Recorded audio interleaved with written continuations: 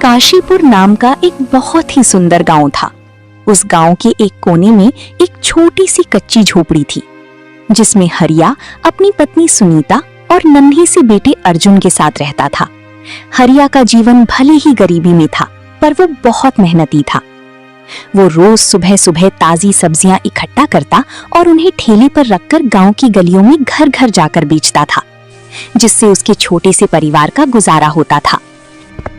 उस गांव में शहर से एक सेठ अक्सर आता था और गांव वालों का अनाज खरीदता था, और गांव वाले उस ठाकुर को ही अपना अनाज बेचते थे। एक दिन ठाकुर को उस गांव में ही शाम हो जाती है। वो सोचता है, क्या करूं? आज तो हिसाब किताब में बहुत देर हो गई और समय का पता ही नहीं चला। अगर मैं अब शहर के लिए निकलूंगा तो अंधेरा होने की वजह से रास्ते में बहुत मुश्किल होगी। मुझे लगता है कि आज रात मुझे इसी गांव में कहीं रुक जाना चाहिए। लेकिन सवाल ये है कि मैं किसके घर ठहरूं? वैसे तो ज्यादातर गांव वाले मेरे जान पहचान के ही हैं। अक्सर मैं इन्हीं से अनाज खरीदता हूँ। लेकिन अगर मैं इनमें से किसी किसान के घर रुका तो उनके भाव बढ़ जाएंगे। ये किसी का एहसान लेने जैसा होगा और अगली बार मुझे उनसे अनाज महंगा खरीदना पड़ेगा। नहीं, इन किसानों से ज्यादा जान पहचान बढ़ाना व्यापार के लिए बिल्कुल ठीक नहीं है। ठाकुर बलदेव अभी यही सब सोच रहे थे कि तभी वहां से हरिया गुजर रहा था। ठाकुर को रास्ते में अकेला खड़ा देख हरिया उनके पास गया और बड़े आदर से बोला, अरे ठाकुर जी, आप तो शहर वाले सेठ जी हो ना? आप अभी तक शहर नहीं गए?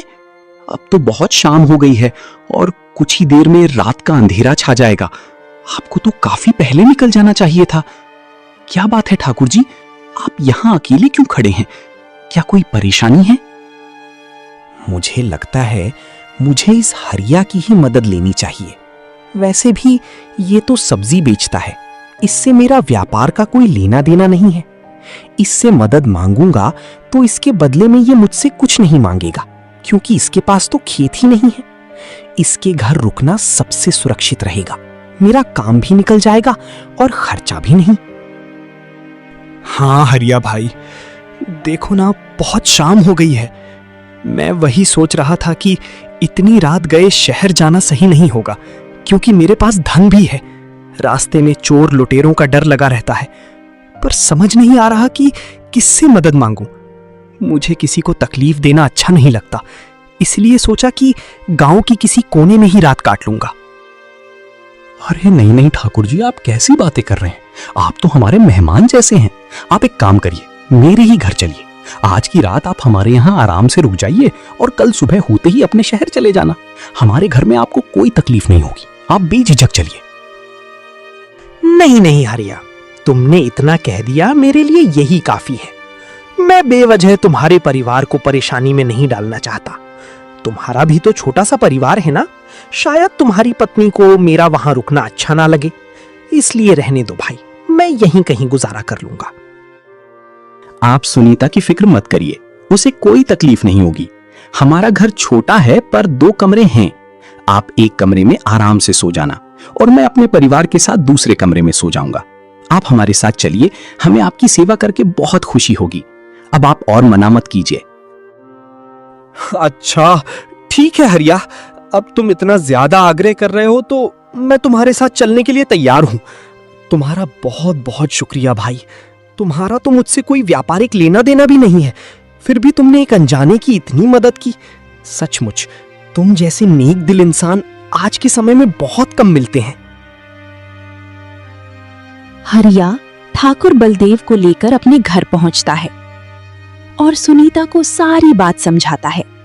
सुनीता भी एक दयालु महिला थी। उसने बिना किसी हिचकिचाहट के ठाकुर का स्वागत किया। जी ठीक है, कोई बात नहीं। अतिथि की सेवा करना तो हमारा धर्म है। वैसे भी रात के समय किसी अजनबी का बाहर रुकना सही नहीं होता। आपने उन्हें घर लाकर बहुत अच्छा किया। मैं अभी खाना बनाने ही जा रही थी। ठाकुर जी के लिए भी गर्मा गर्म भोजन तैयार कर देती हूँ। वो काफी थके हुए लग रहे हैं।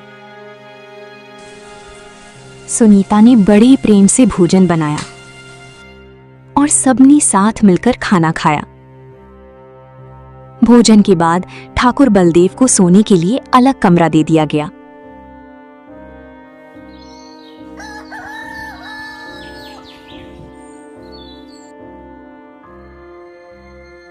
सुबह होते ही ठाकुर ने विदा ली। अच्छा हरिया भाई, अब मुझे निकलना चाहिए। दिन चढ़ते ही व्यापार की भीड़ बढ़ जाती है और शहर में मेरे इंतजार में कई लोग खड़े होंगे। तुम्हारी मेहमान नवाजी वाकई काबिले तारीफ थी। इस टूटी झोपड़ी में भी तुमने मुझे राजाओं जैसा सुख देने की कोशिश की। इसके लिए तुम्हारा बहुत बहुत शुक्रिया। ठाकुर साहब, ये तो हमारा फर्ज था। आप जैसे बड़े आदमी के कदम हमारे घर पड़े, हमारी झोपड़ी तो इसी से पवित्र हो गई। आपने हमारे हाथ का रूखा सूखा खाया, यही हमारे लिए सबसे बड़ा इनाम है। अब आप जाइए और आराम से जाना। ठाकुर वहां से चला जाता है और फिर ऐसे ही कई दिन गुजर जाते हैं। ठाकुर फिर से गांव में अनाज खरीदने के लिए आता है।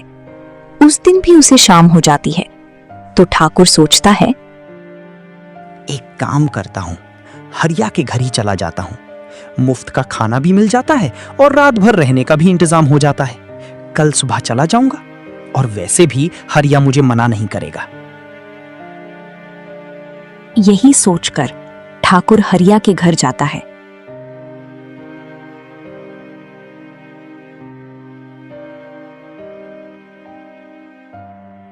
हरिया, मुझे आज देरी हो गई है।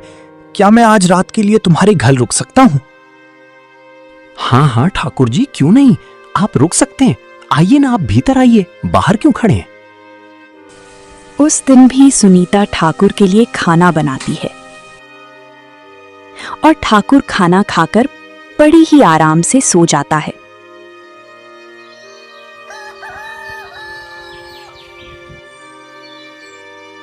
और दूसरे दिन निकल जाता है। ऐसे ही दिन गुजरते चले जाते हैं और ये सिलसिला ऐसे ही चलने लगता है। अब ठाकुर बलदेव ने अपने रहने का ठिकाना हरिया के घर को ही बना लिया था। अब तो वो सीधे सीधे हरिया के घर जाने लगा। एक दिन ऐसे ही ठाकुर बलदेव हरिया के घर आकर बोलता है, अरे ओ हरिया, कहाँ हो भाई? देखो, आज फिर काम के चक्कर में बहुत देर हो गई और भूख के मारे मेरा बुरा हाल है। अपनी पत्नी से कहो कि जल्दी से मेरे लिए बढ़िया सा भोजन तैयार कर दे और मेरे सोने का बिस्तर भी लगा दे। आज मैं यहीं विश्राम करूंगा।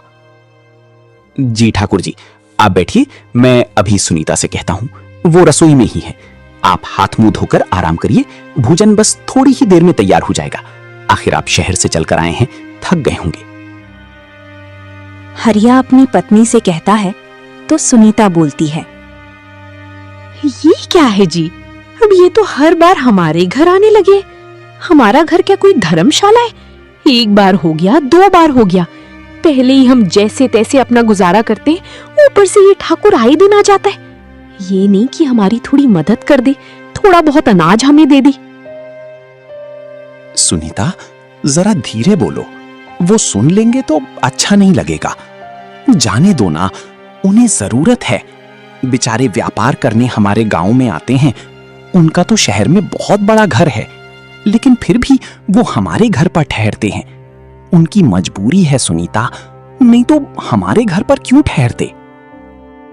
लेकिन नहीं, मुझे लगता है ठाकुर ने जानबूझकर हमारा घर चुना है ताकि उनको घाटा ना हो और मुफ्त में इनका काम बन जाए। गांव में और भी तो घर हैं और बहुत सारे लोग तो इससे व्यापार करते हैं, अपना अनाज बेचते हैं। ये उन लोगों के घर जाकर क्यों नहीं रुकते? बार बार ये हमारे घर क्यों आ जाते हैं, जबकि हमारा तो उनसे कोई लेन देन भी नहीं है।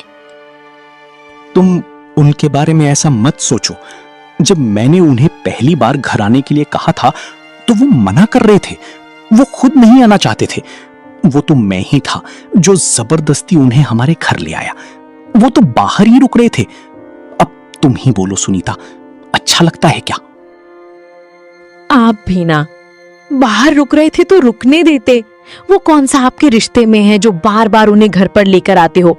और अब तो वो पूछना भी जरूरी नहीं समझते, सीधे सीधे आ जाते हैं जैसे कि उनका ही घर है। ये तो कोई बात नहीं हुई। छोड़ो ना सुनीता, वो कौन सा रोज रोज हमारे घर आते हैं, कभी कभी देर हो जाती है तो आ जाते हैं। हाँ, भी क्या बोले जा रहे हो? कितने दिन हो गए वो हमारे घर न जाने कितनी बार आ चुके हैं। अब ये तो हमेशा का ही हो गया है। आपसे कुछ भी बोलने का कोई फायदा नहीं है, आप तो अपनी ही चलाएंगे ना। जाइए, आप बाहर जाकर उनके पास बैठिए। सुनीता खाना बनाने लगती है। उसके बाद वो ठाकुर खाना खाकर फिर से आराम से सो जाता है और सुबह होते ही निकल जाता है। समय के साथ घर के हालात बिगड़ने लगी। एक दिन सुनीता ने हरिया को पास बिठाया और भविष्य की चिंता जताते हुए एक नई योजना उसके सामने रखी। सुनीता का मन अब ठाकुर की असलियत परखने का था। सुनिए जी, हमें अर्जुन के भविष्य के बारे में सोचना होगा।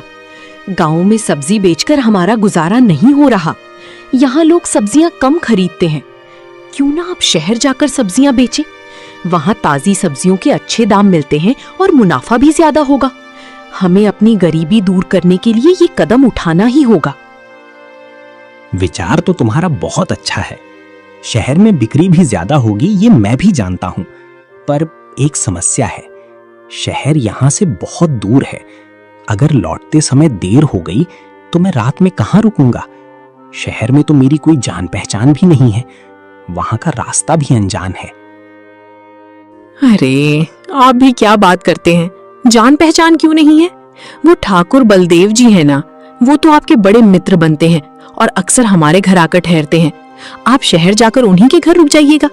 मुझे भी तो पता चले कि वो ठाकुर जी अपने घर में आपको कितनी जगह देते हैं। हाँ, ये तुमने बिल्कुल सही कहा।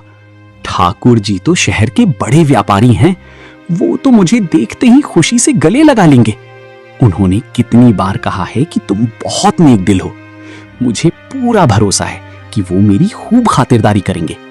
आखिर हमने भी तो उनकी सेवा में कोई कमी नहीं छोड़ी थी। आप बहुत भोले हैं जी, आप दुनियादारी नहीं समझते। मुझे तो पूरा यकीन है कि वो आपको अपने दरवाजे के अंदर भी नहीं घुसने देंगे। लोग जब अपना काम निकालना होता है तो बहुत मीठे बनते हैं, पर वक्त आने पर पहचानते तक नहीं। देख लेना, वो कोई ना कोई बहाना बनाकर आपको भगा देंगे। नहीं सुनीता, तुम ठाकुर जी को गलत समझ रही हो। देखना, मैं शहर जाऊंगा और उन्हीं के घर ठहरूंगा। वो अपनी दोस्ती निभाना जानते हैं। तुम बस कल के लिए मेरी सब्जी की टोकरी तैयार कर देना। मैं कल सुबह ही शहर के लिए निकल जाऊंगा और तुम्हारे इस शक को गलत साबित कर दूंगा।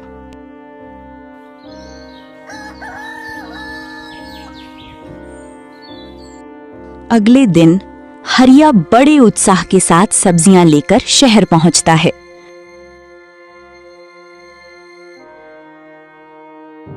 उम्मीद के मुताबिक उसकी सारी सब्जियां ऊंचे दामों पर बिक जाती हैं। सुनीता ने सही कहा था। अच्छा हो गया जो मैं शहर में सब्जियां बेचने आ गया। गांव में तो कोई सब्जियां खरीदता ही नहीं है, लेकिन सचमुच शहर के लोग तो बहुत सब्जियां खरीदते हैं। अब मैं ऐसे ही शहर आकर सब्जियां बेचूंगा, बहुत अच्छा मुनाफा होने लगेगा। लेकिन अब तो शाम होने को आई है, मुझे ठाकुर जी के घर जाना होगा। कल सुबह होते ही मैं निकल जाऊंगा।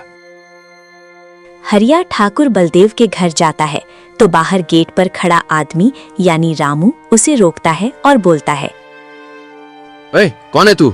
यहाँ क्या खड़ा है? देख नहीं रहा, ये शहर के सबसे बड़े व्यापारी ठाकुर बलदेव जी की हवेली है। यहाँ कचरा फेंकना या भीख मांगना मना है। चल चल जल्दी से यहाँ से रफू चक्कर हो जा, वरना ठीक नहीं होगा। अरे भाई साहब, आप गलत समझ रहे हैं। मैं कोई भिखारी नहीं हूं। मेरा नाम हरिया है और मैं काशीपुर गांव से आया हूं। ठाकुर जी मेरे बहुत अच्छे मित्र हैं। वो अक्सर मेरे घर आकर रुकते हैं। बस उन्हीं से मिलने आया हूं। कृपया करके उन्हें बता दीजिए कि उनका मित्र हरिया आया है। क्या? ठाकुर जी और तेरे जैसे फटेहाल सब्जी वाले की दोस्ती? लगता है तेरा दिमाग खराब हो गया है, या फिर तू बहुत बड़ा झूठा है। खैर तू यहीं रुक, मैं अंदर जाकर पूछता हूँ। पर याद रखना, अगर ठाकुर जी ने तुझे नहीं पहचाना तो तुझे जेल भिजवा दूंगा। रामू अंदर जाकर सेठ ठाकुर बलदेव से बोलता है। माफ कीजिएगा ठाकुर जी, बाहर गेट पर एक बदहाल सा आदमी खड़ा है। अपना नाम हरिया बता रहा है और कह रहा है कि वो काशीपुर से आया है। वो आपसे मिलने की जिद कर रहा है और कह रहा है कि वो आपका बहुत करीबी मित्र है। क्या उसे अंदर आने दूं या धक्के मारकर बाहर निकाल दूं? क्या वो हरिया यहाँ तक पहुँच गया? उस नीच की हिम्मत कैसे हुई मेरे घर आने की? सुनो रामू, मैं उसे अच्छी तरह जानता हूँ, पर उसे अंदर लाने की कोई जरूरत नहीं है। उससे कह दो कि ठाकुर साहब घर पर नहीं है और उनकी पत्नी सुमित्रा घर में अकेली है। उसे बाहर से ही भगा दो।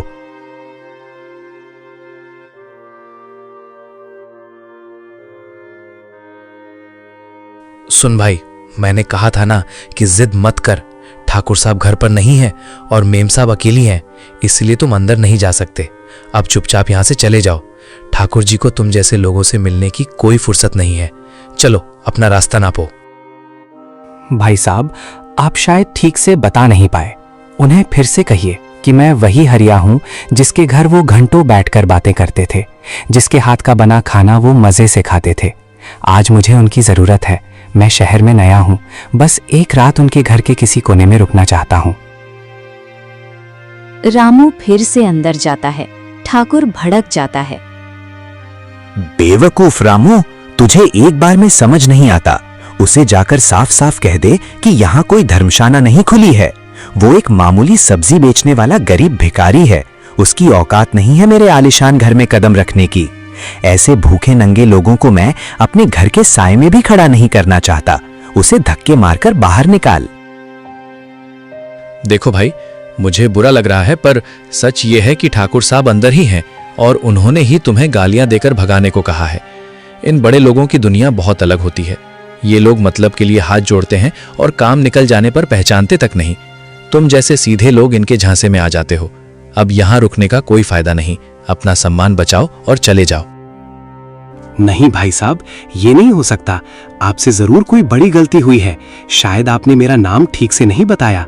मैं वही हरिया हूँ जिसके घर ठाकुर साहब ने कई दिन गुजारे थे, जिसकी चटाई पर वो सोए थे और जिसके हाथ की रोटियां उन्होंने बड़े स्वाद से खाई थीं। आप एक बार फिर जाइए, वो मुझे कभी मना नहीं कर सकते।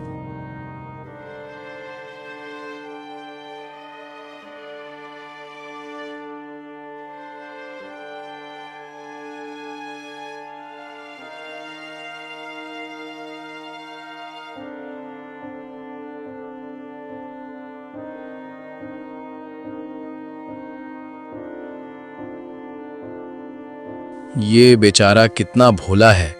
इसे लग रहा है कि रोटियां खिलाने से अमीर लोग दोस्त बन जाते हैं। इसे कैसे समझाऊं कि ठाकुर साहब अंदर बैठकर इसका मजाक उड़ा रहे हैं। पर मुझे अपनी नौकरी भी बचानी है।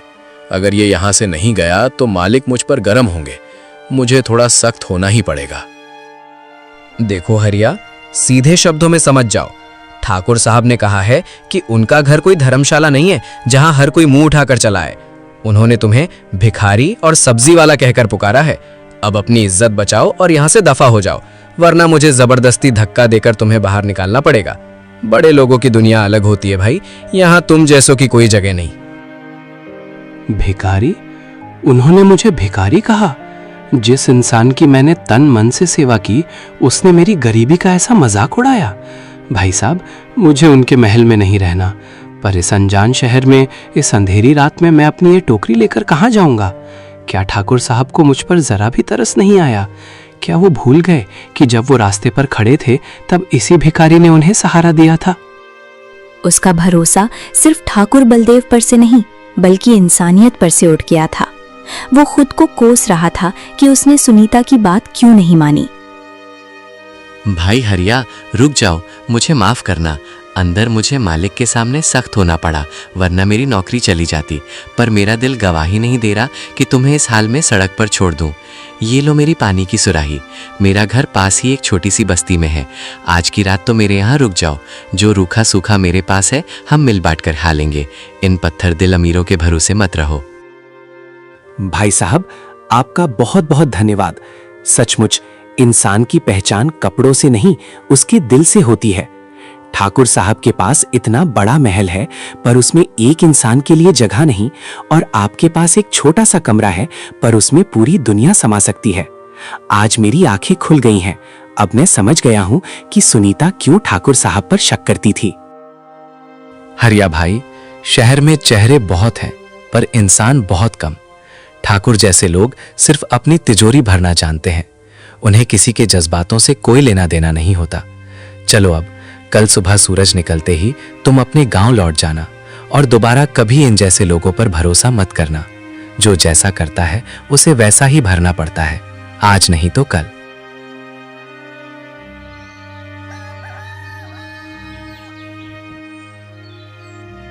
अगली सुबह जब हरिया चंदनपुर पहुंचा तो उसके चेहरे पर वो पुरानी चमक नहीं थी। उसका मन कड़वी यादों से भरा था। सुनीता ने हरिया को दूर से ही देख लिया था और वो समझ गई थी कि शहर में क्या हुआ होगा। कहने की जरूरत नहीं है, मैं सब समझ गई हूँ। आपकी ये सूजी हुई आंखें और ये झुका हुआ सिर सब बयां कर रहा है। ठाकुर साहब ने आपको अपनी हवेली के अंदर पैर भी नहीं रखने दिया होगा, है ना? मैंने आपसे पहले ही कहा था कि ये बड़े लोग सिर्फ अपना काम निकलवाना जानते हैं, पर आपने मेरी एक न सुनी और अपना अपमान करवाने शहर पहुंच गए। अब तो आपको चैन मिल गया होगा। हाँ सुनीता, तू सही थी और मैं ही मूर्ख था। मैं ठाकुर की मीठी बातों को सच मान बैठा। उसने मुझे भिखारी कहा सुनीता। जिस हाथ से मैंने उसे रोटियां दी, उसी हाथ को उसने अपनी हवेली छूने से मना कर दिया। आज मुझे अपने आप पर शर्म आ रही है, पर अब और नहीं। अब मैं मर जाऊंगा पर कभी किसी अमीर के दरवाजे पर मदद की भीख नहीं मांगूंगा। हम अपनी गरीबी में ही सुखी थे।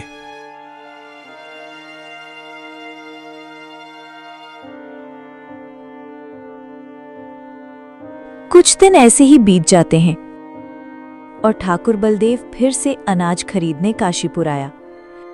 शाम हुई तो उसे फिर वही लालच जागा कि हरिया के घर मुफ्त का खाना और बिस्तर मिल जाएगा। वो बिना किसी शर्म के हरिया के दरवाजे पर पहुंच गया। अरे ओ हरिया, कहाँ हो भाई? देखो आज फिर मुझे काम में बहुत देरी हो गई है।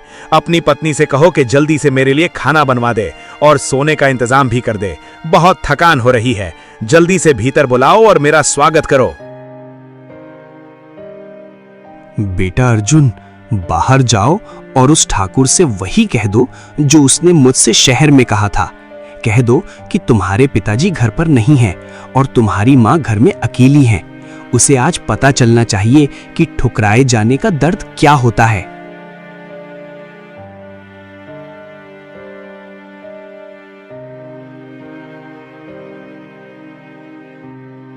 सेठ जी, मेरे पिताजी घर पर नहीं हैं और मेरी माँ अकेली है, इसलिए आप यहाँ नहीं रुक सकते। आप कहीं और जाकर अपना इंतजाम कर लीजिए। यहाँ अब आपके लिए कोई जगह नहीं है। आप अभी के अभी यहाँ से चले जाइए। क्या ये मामूली सा लड़का मुझे मना कर रहा है? अरे ओ हरिया, बाहर निकल।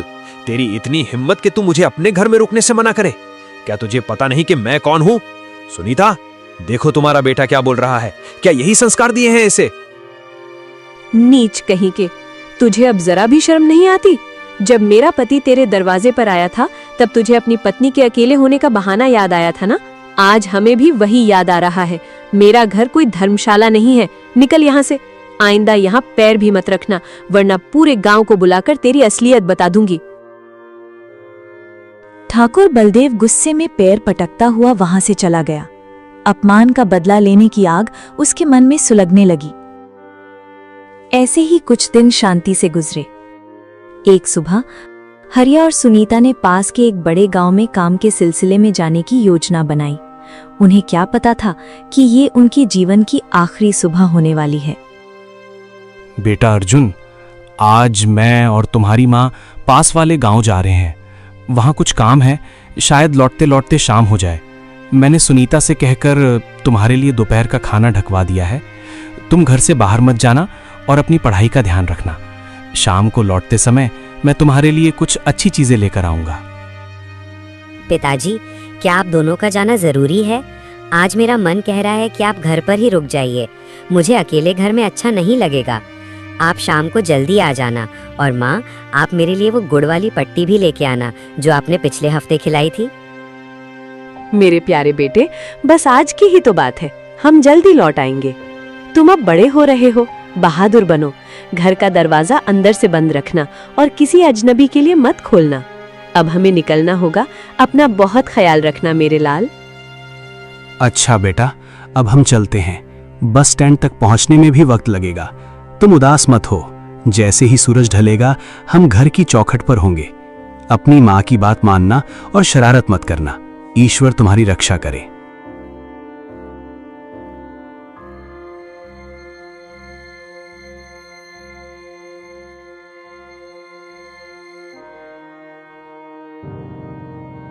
सूरज ढल चुका था, पर हरिया और सुनीता नहीं लौटे थे। अर्जुन बार बार गांव की मुख्य सड़क की ओर देख रहा था। तभी गांव का एक व्यक्ति, माधव, हांफते हुए और बुरी तरह घबराया हुआ अर्जुन के घर की ओर दौड़ता हुआ आया। अर्जुन, ओ अर्जुन, बेटा बहुत बुरा अनर्थ हो गया है। जिस बस में हरिया भाई और सुनीता बहन शहर से लौट रहे थे, उस बस का बहुत भयानक एक्सीडेंट हो गया है। पहाड़ी मोड़ पर बस अनियंत्रित होकर गहरी खाई में पलट गई और पलटने के बाद उसमें भयंकर आग लग गई। माधव चाचा, आप ये क्या कह रहे हैं? मेरे मम्मी और पापा तो बस आने ही वाले होंगे। उन्होंने मुझसे वादा किया था कि वो शाम तक लौट आएंगे। आग लग गई, मतलब वो ठीक तो है ना? आप चुप क्यों हैं चाचा? मुझे बताइए कि वो कहाँ हैं? बेटा, मैं ये कैसे कहूं? उस बस में सवार एक भी यात्री जीवित नहीं बचा। आग इतनी भीषण थी कि किसी को बाहर निकलने का मौका नहीं मिला। गांव के लोग वहां गए थे, पर सब कुछ खत्म हो चुका है। अब इस दुनिया में तुम्हारे माता पिता नहीं रहे अर्जुन। भगवान ने बहुत बड़ा अन्याय किया है तुम्हारे साथ।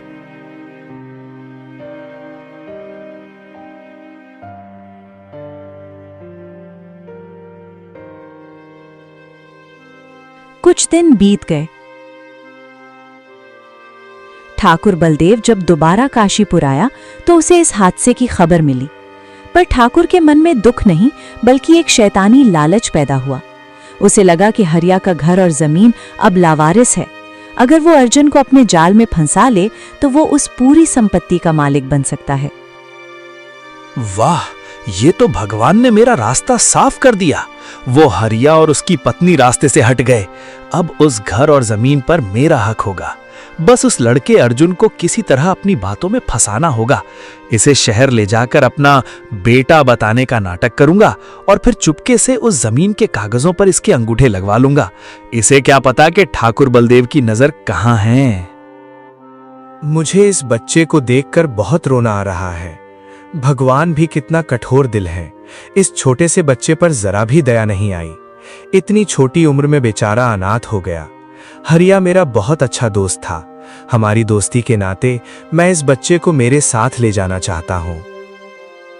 बेटा अर्जुन, क्या तुम मेरे साथ चलोगे? मैं तुम्हें खूब पढ़ा लिखा कर बड़ा आदमी बनाना चाहता हूं। बेटा, मेरा बहुत बड़ा घर है और मेरी कोई संतान नहीं है। मैं तुम्हें अपने बेटे के रूप में स्वीकार करता हूं। तुम मेरे साथ चलो, मैं तुम्हें राजा की तरह रखूंगा बेटा। गांव वाले और मासूम अर्जुन ठाकुर की मीठी मीठी बातों में आ जाते हैं। अर्जुन खुशी खुशी उसके साथ शहर चला जाता है। लेकिन शहर पहुंचते ही ठाकुर की पत्नी सुमित्रा उसे देखकर भड़क जाती है। ठाकुर, ये किस भिखारी को उठाकर ले आए हो? इसकी हालत देखी है? कौन है ये लड़का? अरे सुमित्रा, ये लड़का हरिया का लड़का है। हरिया और उसकी पत्नी अब इस दुनिया में नहीं रहे और उस गांव में हरिया का एक घर है जिस पर मेरी कब से नजर है। मैं उस गांव में जब भी व्यापार करने जाता हूं, मेरे ठहरने के लिए वो घर मुझे चाहिए। और तो और मैं उस जमीन पर भी व्यापार कर सकता हूं। वहां पर मैं अपने गोदाम बनवा सकता हूं और उसके लिए मुझे इस अर्जुन को वहां से निकालना था, इसलिए मैं उसे अपने पास लेकर आया। तुम चिंता क्यों करती हो? मैं तुम्हारे लिए मुफ्त का नौकर लेकर आया हूं। ये जीवन भर हमारी गुलामी करेगा, वो भी मुफ्त में। तुम्हें जो काम इससे करवाना है तुम करवा सकती हो और इसे हमें कभी तनख्वाह देनी भी नहीं पड़ेगी। ये हमारे लिए मुफ्त का नौकर है, ऐसा ही समझो। क्या बात कर रहे हो? मुझे ये लड़का मेरे घर में नहीं चाहिए। हमारी एक लड़की है, वो इसके साथ रहेगी तो वो भी इसके जैसी बन जाएगी। मैं अपनी बेटी के ऊपर इसकी परछाई भी नहीं पड़ने दूंगी। ये देहाती और गवार है, हमारी बच्ची भी इसके साथ रहकर ऐसी ही हो जाएगी। इसकी और हमारे बच्चे की कोई बराबरी नहीं है। मैं इसे घर में नहीं रहने दूंगी। लेकिन मैं क्या करूं? ये बच्चा वहीं रह रहा था। मैं गांव वालों से झूठ बोलकर इसे यहां लेकर आया हूं। अगर मैं इसे यहां नहीं रखा तो वो घर मेरा कभी नहीं हो पाएगा और मुझे किसी भी हालत में वो घर और वो जमीन चाहिए। तुम सोच नहीं सकती सुमित्रा, इससे हमारा बहुत फायदा हो सकता है। अगर आपको वो घर ही चाहिए तो इस बच्चे को यहाँ रखने की क्या जरूरत है? इसे कहीं बाहर छोड़ाओ। सुमित्रा, ये बात मेरे दिमाग में आई थी, लेकिन ये बच्चा गांव का बच्चा है, देहाती है, बेवकूफ नहीं है, ये बहुत होशियार है।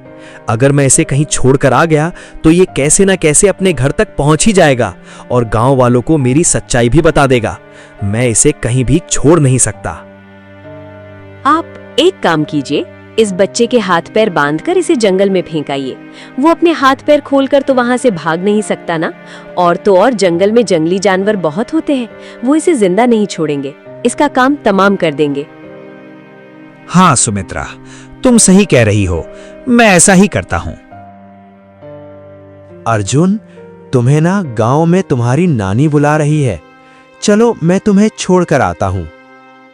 अर्जुन अपनी नानी का नाम सुनकर बहुत खुश हो जाता है और ठाकुर के साथ निकल पड़ता है। जंगल में ले जाकर ठाकुर उसे रस्सी से बांध देता है और मरने के लिए छोड़ देता है। तभी वहां से शहर का रईस धनी राम गुजरता है। अरे बेटा, तुम यहाँ कैसे? और तुम्हें किसने बांधा? रुको, मैं तुम्हें अभी खोलता हूं। अब बताओ बेटा, तुम्हारी ये हालत किसने की? तुम यहाँ कैसे आए? तुम्हारे माँ बाप कहाँ हैं? मेरे माँ बाप नहीं हैं, वो मर चुके हैं। मुझे एक सेठ जी झूठ बोलकर मेरे घर से यहाँ लेकर आए थे। उन्होंने मुझे यहाँ लाकर बहुत मारा और पेड़ से बांध दिया। मैं नहीं जानता वो कहाँ रहते हैं, उनका नाम क्या है। मैंने कभी उनसे उनका नाम नहीं पूछा। वो गांव में हमारे घर में आते रहते थे, बस मुझे इतना ही पता है। अच्छा, कोई बात नहीं। तुम एक काम करो, तुम मेरे साथ मेरे घर चलो। मेरी कोई संतान नहीं है। तुम्हारी बातें सुनकर तो ऐसा लग रहा है मानो ईश्वर ने मेरी सुन ली। बेटा, मुझे एक संतान की जरूरत है। मेरे पास सब कुछ है बेटा, लेकिन मेरी कोई संतान नहीं है। मेरी पत्नी की भी यही इच्छा है कि हमारा भी एक बेटा हो, लेकिन बेटा, हमारा बेटा हो पाना असंभव है। हम कभी माँ बाप नहीं बन सकते। वो तुम नहीं समझोगे बेटा, लेकिन मैं इतना जानता हूं कि आज अगर तुम मिले हो तो इसके पीछे जरूर ईश्वर की कोई लीला है। नहीं सेठ जी, मैं आपके साथ नहीं आऊंगा। वो सेठ जी भी मुझे यही बोलकर घर ले गए थे कि बेटा बनाऊंगा, और घर पर जाकर देखा तो उनकी एक बेटी पहले से थी। उन्होंने गांव में झूठ बोला कि उनकी कोई संतान नहीं है। आप भी झूठ बोल रहे हो। आप भी घर ले जाकर मुझे मारोगे और मुझे कहीं फेंक दोगे। अगर मुझे तुम्हें मारना ही था तो मैं यहां आकर तुम्हें खोलता नहीं ना। तुम डरो मत बेटा, मैं उसके जैसा नहीं हूं। तुम एक बार मेरे घर पर तो चलो। मैं तुमसे वादा करता हूं, मैं तुम पर कभी हाथ नहीं उठाऊंगा। मैं तुम्हें बहुत प्यार से रखूंगा। मेरा घर बहुत बड़ा है, तुम वहां चलकर तो देखो, तुम अपने सारे गम भूल जाओगे। अर्जुन धनीराम पर भरोसा कर लेता है। घर पहुंचते ही कमला उसे देखकर निहाल हो जाती है। धनीराम उसे सारी सच्चाई बताता है। ईश्वर ने मेरी सुन ली। हमें तो कभी संतान नहीं हो सकते, लेकिन उस दिन जो हमारे घर बाबा आए थे, उन्होंने हमें कहा था कि हमें तो जीवन भर कभी संतान नहीं होगी, लेकिन बहुत जल्द हमें हमारा वारिस मिलेगा। मुझे लगता है वो इसी के बारे में बात कर रहे थे। हाँ कमला, मुझे भी यही लगता है। बेटा अर्जुन, तुम्हें ये घर कैसा लगा? तुम यहाँ पर हमारे साथ रहोगे ना? हाँ सेठ जी, ये घर बहुत अच्छा है, मुझे बहुत पसंद आया। तुम ये सेठ जी कहना बंद करो। आज से तुम हमारे बेटे हो। ये तुम्हारी माँ है और मैं तुम्हारा पिता। आज से तुम हमें सेठ और सेठानी नहीं, माता पिता कहकर ही बुलाओगे।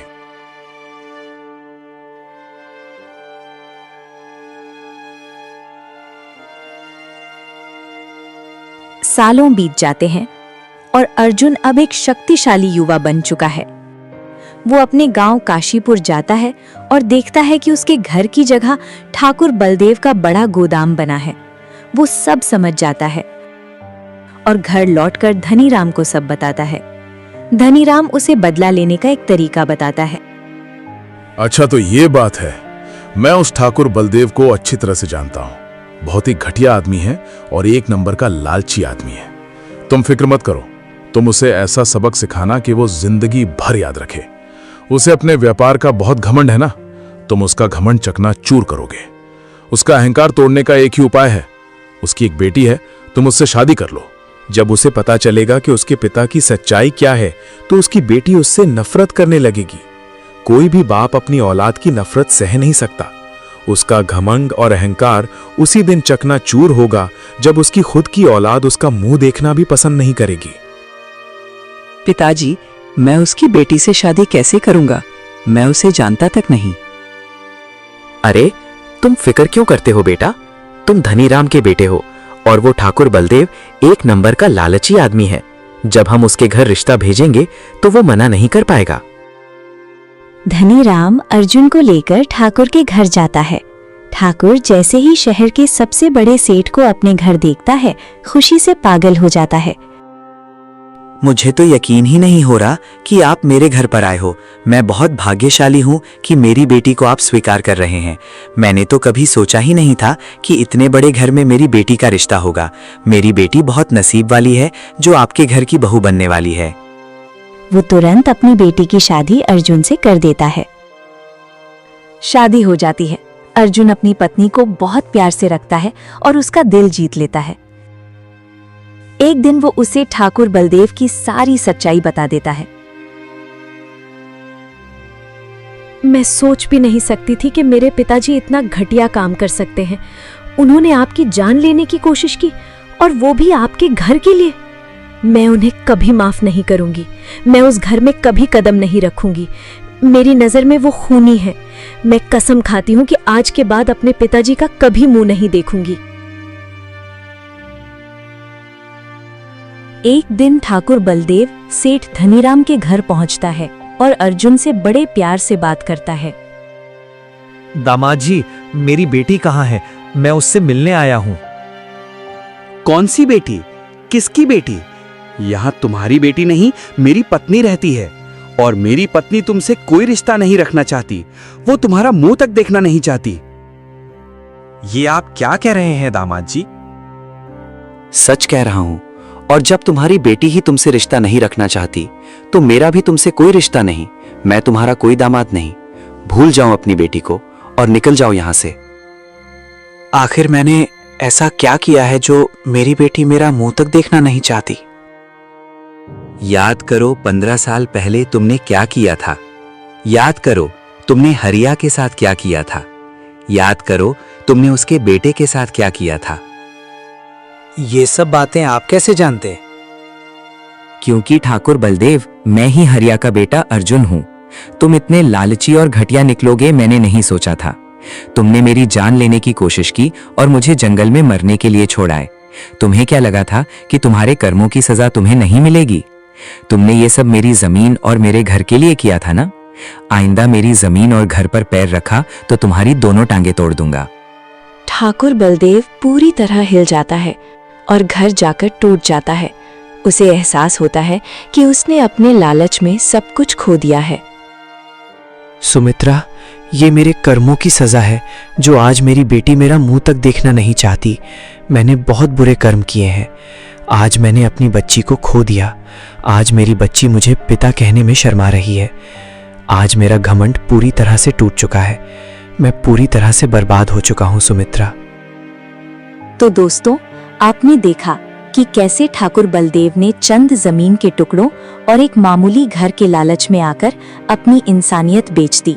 उसने उस हरिया को धोखा दिया जिसने उसे अपना भाई माना, और उस मासूम अर्जुन की जान लेने की कोशिश की जिसे उसने अपना बेटा कहा था।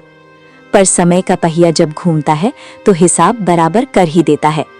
ठाकुर ने सोचा था कि वो जमीन हड़प कर अमीर बन जाएगा, लेकिन अंत में उसने अपनी सबसे बड़ी दौलत, अपनी ही बेटी का प्यार और सम्मान खो दिया। आज वो अपनी ही नजरों में गिर चुका है और पश्चाताप की आग में जल रहा है। इस कहानी से हमें यही सीख मिलती है, लालच एक ऐसा दलदल है जिसमें इंसान जितना धंसता है उतना ही अपना वजूद खो देता है। किसी को सताकर या किसी का हक मारकर पाई गई दौलत कभी सुख नहीं देती। याद रखिएगा, कर्मा लौटकर जरूर आता है। जो जैसा बोता है उसे वैसा ही काटना पड़ता है। इसलिए नेक बनिए और दूसरों की मदद करिए, क्योंकि अंत में हमारे साथ सिर्फ हमारे अच्छे कर्म ही जाते हैं। अगर आपको ये कहानी पसंद आई हो तो लाइक करें, अपने दोस्तों के साथ शेयर करें और अपनी राय कमेंट में बताएं। आपका साथ हमें और भी मजेदार और प्रेरणादायक कहानियां लाने की ताकत देता है। तो सब्सक्राइब करके हमें और ज्यादा मेहनत करने का हौसला दें। Thanks for watching.